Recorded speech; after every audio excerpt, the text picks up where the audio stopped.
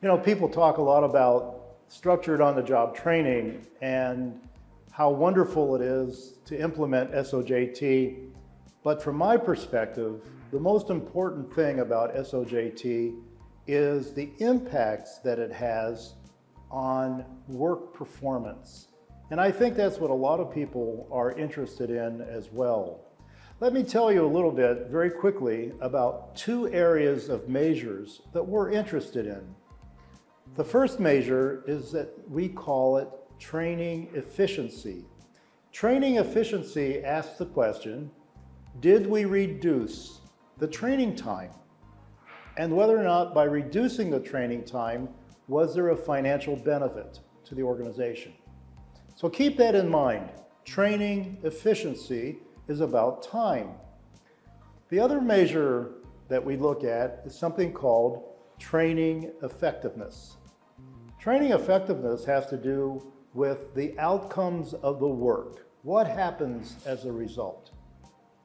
So we're interested, for example, if we have a customer service person and the kind of service, the process that they engage in with a customer may determine whether or not the customer is satisfied and whether or not the customer will come back.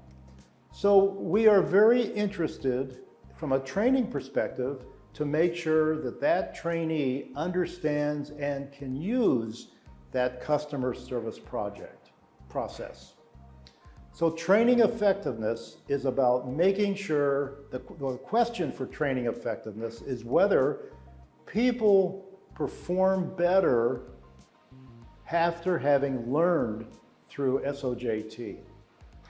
Now, I'll repeat. Training efficiency is about the time that people learn.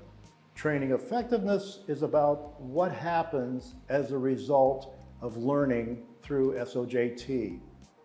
And some of the measures for training effectiveness might be rework or errors or additional overtime for supervisors and things like that to make sure that, you know, somebody made a mistake and they had to cover for that mistake. We have found over many years, and when I say many years, I don't think any other training approach has been scrutinized, has been studied to the same extent as S-OJT, because it's been part of my academic research for over 35 years. We have found some tendencies, some consistencies. We have found that we can reduce all the time, consistently, we reduce training time by at least a factor of 1/2.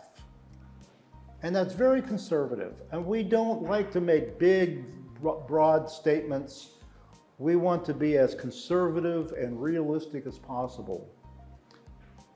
That means that if it takes 1 day to learn, if it takes about 5 days to learn something through OJT, maybe it takes 1 day to learn through S-OJT.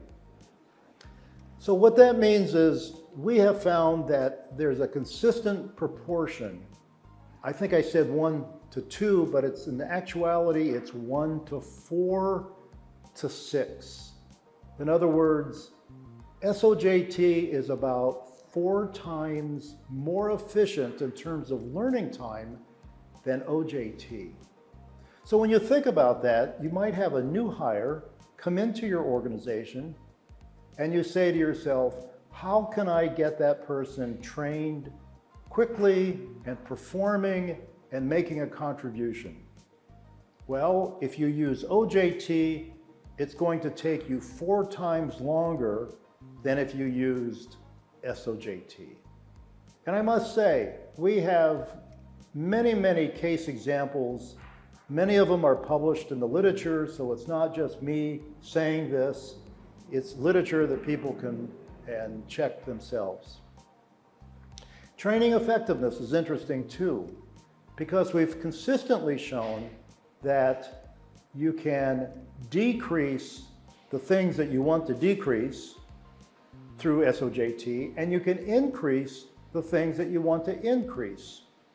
In other words, if you want to increase sales through S-OJT, that happens. But if you want to reduce mistakes, errors, defects, rework, those kinds of things, that happens. So as I say, it's a very interesting phenomenon that we have these consistent, and it's not always our projects, it's projects of other people that have reported them to us. But there is a consistency in the way that the impacts of S-OJT on work performance. Like I said, there's really no other training approach that has been scrutinized, that has been critically analyzed to the same extent that we have. Finally, I might add that this is true across all kinds of positions: engineers, supervisors, and high-skilled technical people, and also frontline employees as well.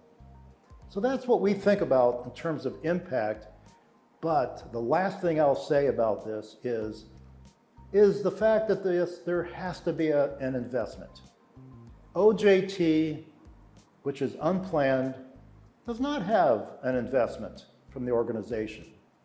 So you don't get any return.